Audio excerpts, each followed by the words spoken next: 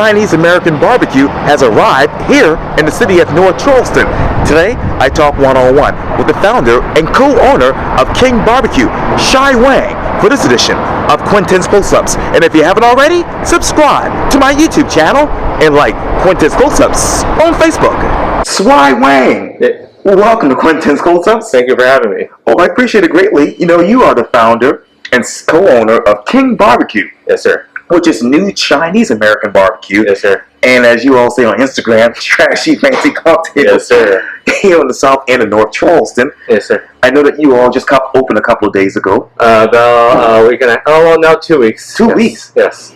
Okay. What is the biggest difference between 2 weeks ago to right now when you think of this?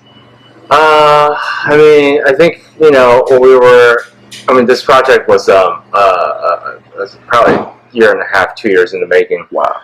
We were delayed for a very long time, you know, just due to, you know, how the world is right now with supplies and so on and so forth.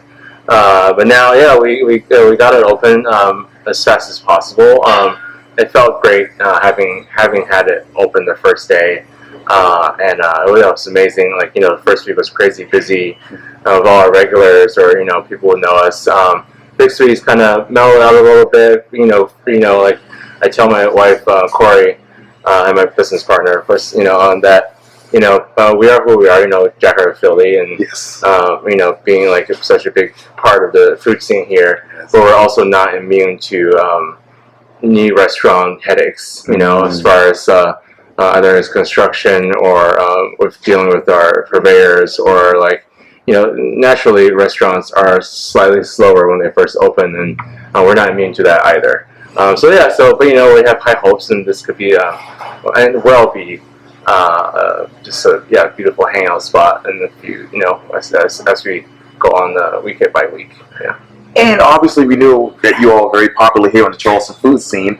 So, what got you from your previous, you know, brand to now this? You know, I was talking about this the other day with my wife. We've been here in Charleston for almost 10 years now. You know, we moved down from New York back in end of 2014. We started our sugar and food truck. 2015.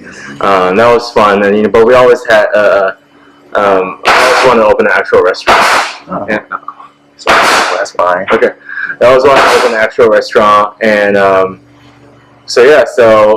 that's, you know, we took a while to open Jackrabbit Filly.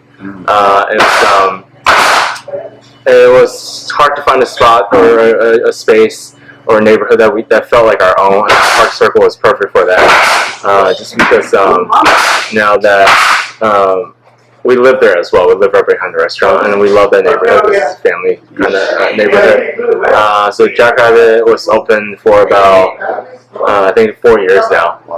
We always wanted to open more restaurants, but not sure what kind of restaurants we wanted to. But, you know, we have all these great employees with us.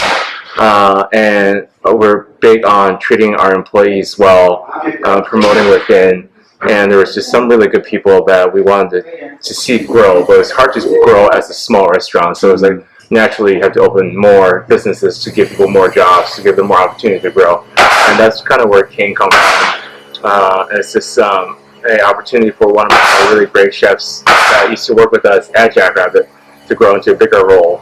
And then, you know, Corey and I just kind of keep opening restaurants that we like to eat at, or things that we miss about New York, or like, you know, like Jackrabbit being like a Chinese-American restaurant, inspired by my grandma, my mom, and then this is more inspired by our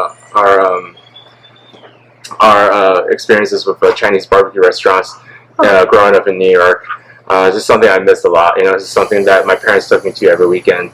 You know, you go to Chinatown, and you get like the roast ducks and all that, and then, you know, but I do love living in Charleston, and wanted to really showcase the southern smoke side of barbecue as well, which has a lot of history behind it, you know. And so we kind of incorporated the southern smoke into the Chinese style flavor, and that's where King was born. Wow. Yeah. So what is the state of new Chinese-American barbecue in your mind? So you know, again, like, you know, we incorporate a lot of the southern style techniques of smoking meat into Chinatown barbecue. Chinatown is a lot of similar, very similar, honestly. If you look into the history of it, Chinese style barbecue always cooked on coal originally, whereas like a lot of styles of barbecue either cooking from wood burned down to coal, or you're smoking from wood, or you're doing direct cooking on top of coal. Yes. So very similar in style, and as and then there's the Chinese part of it and the American barbecue style of it as well, as just kind of incorporated together as far as flavors and just different techniques of cooking. So what techniques are you bringing to this?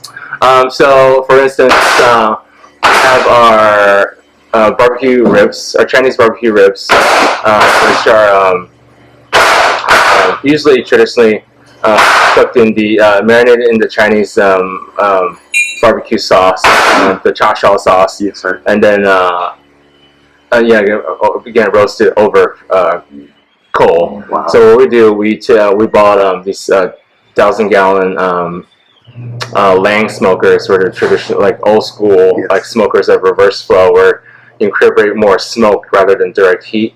So we slowly smoke our ribs till it's super tender.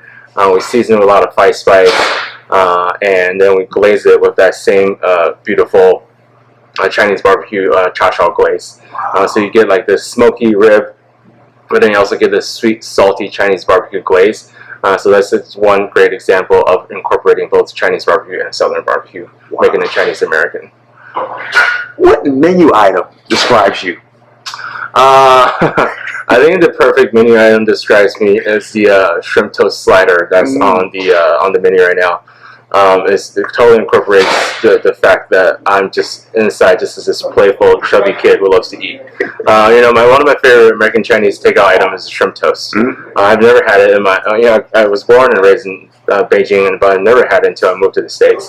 Shrimp toast is one of those like really, fatty, delicious things that I had from takeout when I first had it, and this always stuck with me. And then one of my other favorite American items is the filet-o-fish at McDonald's. So I kind of smush that two together, so you get a nice fluffy bun with a piece of shrimp toast in the middle, American cheese, tartar sauce, dill pickles, onions. So it tastes exactly up to flavor profiles of filet-o-fish, but it has the traditional American Chinese shrimp toast in the middle. Wow. Yeah. So what else do you want to introduce to us, the Charlestonians, about barbecue and Chinese-American barbecue? Well, I think, when people, there's a lot of great barbecue in Charleston already, in the South in general. So I'm not trying to reinvent the wheel. I'm just trying to introduce barbecue. Oh my goodness. I totally forgot they're doing construction. I just want to introduce a new barbecue to Charleston that most people probably have not seen. Unless you grow up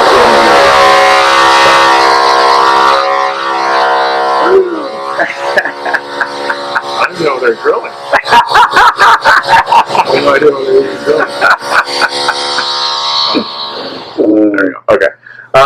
Because you think barbecue, you think ribs, you think pulled pork, you think brisket when you're in Texas. Oh yes. All the sausages and smoked chickens. Oh yeah. But unless you've been to one of the bigger metropolitan cities of like New York or West Coast California, you're not really familiar with Chinatown style barbecue. If you go to Chinatown, you always see the hanging ducks and the chickens, the whole roast porks, and those flavors are just something that I grew up with, and I really wanted to introduce a new way to look at barbecue than more than just like a rib on the plate. There could be so much more technique involved, more flavor, or pork doesn't have to just be plain pulled pork. It can be all these different other flavors as well. So I think, also at the same time, I just want to create another environment of barbecue that is just still fun and a hangout spot. We take a lot of inspiration from Home Team. Oh yes. The godfather of entertainment here. It's like another fun hangout spot, but with food that's like unique, but still familiar to people. Yeah, man. Well, I think you have to. Mr. Wang, thank you for your time here on Quintin. Thank you so much. Appreciate you having me. Yes, sir.